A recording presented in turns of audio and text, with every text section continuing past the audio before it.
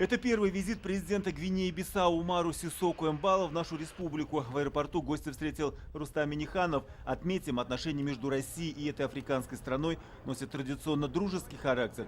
В прошлом году установлению дипломатических отношений исполнилось 50 лет. Это Russian tradition.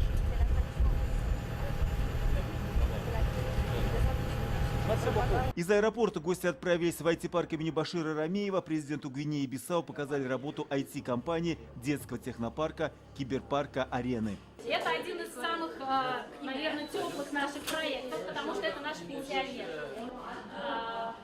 И здесь у нас сегодня идет мастер-класс. Ребята испекли пряники и сейчас их раскрашивают. Умару Сиссоку Эмбало заинтересовался роботами и попробовал ими управлять. Зарубежные делегации презентовали инвестиционный и экономический потенциал Татарстана. Сейчас у республики товарооборот с Гвинеей-Бисау отсутствует. Этот визит и призван дать импульс началу сотрудничества. Отметим, эта страна расположена в северо-западной Африке на берегу Атлантического океана.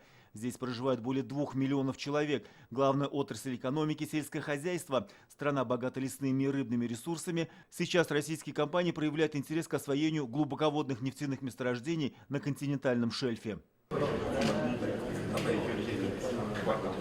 Сейчас в КФУ учатся студенты из Гвинеи-Бисау. С ними сегодня встретился Умару Сиссоку Эмбало.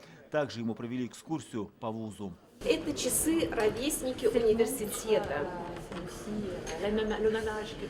Они были заказаны в Англии в начале 19 века. В Казанском Кремле Рустам Минниханов и Умару Сиссоку Эмбало обсудили перспективы сотрудничества. Президент Гвинеи-Бисау выразил заинтересованность в развитии совместных проектов в сфере машиностроения, энергетики и нефтехимии. Страна готова стать окном для выхода татарстанской продукции на рынке Африки. Умару Сиссоку Эмбало пригласил Рустама Минниханова посетить Гвинею-Бисау с ответным визитом. Наш визит проходит прекрасно. Я очень рад. Надеюсь, в ближайшее время принять вас в нашей стране.